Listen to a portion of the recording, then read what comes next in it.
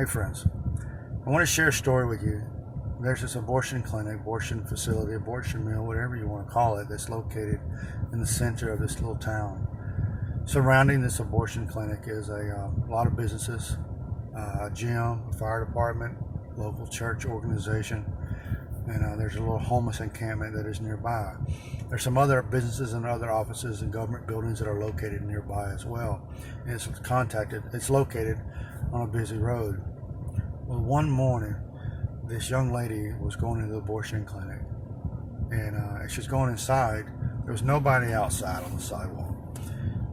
One of the gentlemen from the gym, he turned and he looked at her, and he thought for a moment, somebody needs to talk to her, somebody needs to help her. But he stopped and he paused for a little bit, and he started making some excuses. They started going through his head.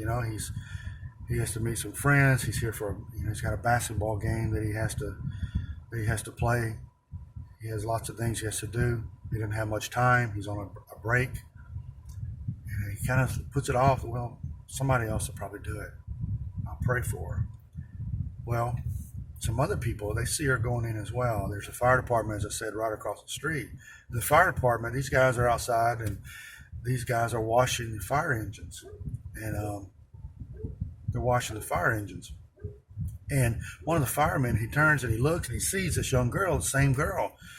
She looked as she's going inside, and he thinks too, there's nobody talking to her. There's nobody telling her the truth, trying to help her. And he knows what she's going to do. So he thinks for a moment, should he stop what he's doing and should he go help her? And then he begins to make excuses. These thoughts begin to come into his head. Well, he's busy. He has to these engines need to be washed. What if the buzzer goes off, the bell goes off, and there's a fire somewhere or a car accident or someone needs his help? Maybe somebody else will do it. Well, not too far, I've told you about this little homeless encampment. A lot of people come out, do some ministry work and clothe and feed and help these homeless people. It's a great work that definitely somebody needs to do, and somebody was doing, so it was good. Well, one of the people they saw, they're serving some food, they turned and they saw this young girl. They saw it when she pulled up, heard her car, and they saw her walking, and they're thinking, maybe they should go talk to her. Maybe they should say something to her. But then they pause and they begin to think, hesitate. Well, there's so much work to do over here. Well, maybe somebody else will do it. And there's other businesses. There's this church. It's nearby. And now I know what you're thinking. Somebody's from the church saw them. Yeah, they did. Some of the people are going for a church. They're meeting in the middle of the day for a Bible study. And they look and they see the young girl. And they're nervous. They're really scared. They've heard stories about things outside of abortion clinics, and they're terrified. They don't know what to do, and they're scared. They're legitimately scared. Did I pronounce that right? They're terrified. They begin to hesitate. They begin to pause. They bow their head and they go inside, figure somebody else will do it. Well, we give money to the crisis pregnancy centers. They'll help her. Well, of course, there's people that are driving by. People headed to work, headed to their jobs, and they see the young lady, and they look, and they have the same thought. Some of them, somebody needs to talk to her, somebody needs to help her. But they begin to hesitate, they begin to pause. Excuses begin to come through their mind. I have to get to work. I don't have time. I have too much to do. Maybe somebody else will talk to her. Guys, this is just a story, but it's reality outside this place here on South Perry Street. I watch people all the time drive by. I watch people going to this Y and churches everywhere.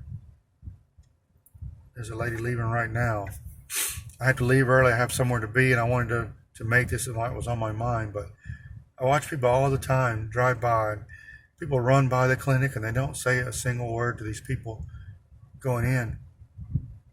And it just makes me sad. I hear people tell me, well, David, some people don't have that calling. It don't take much of a calling just to stop and talk to somebody. and tell them about Jesus, that he could save them, that they need to trust in him. It doesn't take much. It's no special calling to tell someone to put their faith and trust in Jesus Christ and to love on him.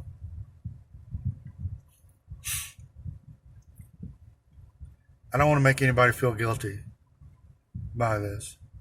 I appreciate everybody's prayers. I appreciate those who pray for us, who support the work that we do so that we could come out here and we could share the gospel with these people. Thank you. There's no way I can do this by myself. Trust me. But think about it a moment. What more can we do? What can we do? What can you do? I'm having to leave the clinic right now because I have an appointment. I have somewhere that I have to be at 11 o'clock, and I have to get there. And there's nobody here on the sidewalk to talk to these people. When they're leaving, there's nobody here to point them to Jesus if someone comes out. Friend, I love you guys. Just something to think about. We have the greatest message in all the world.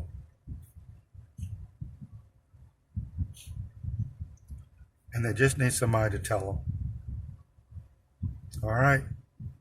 Pray how God could use you. Thank you.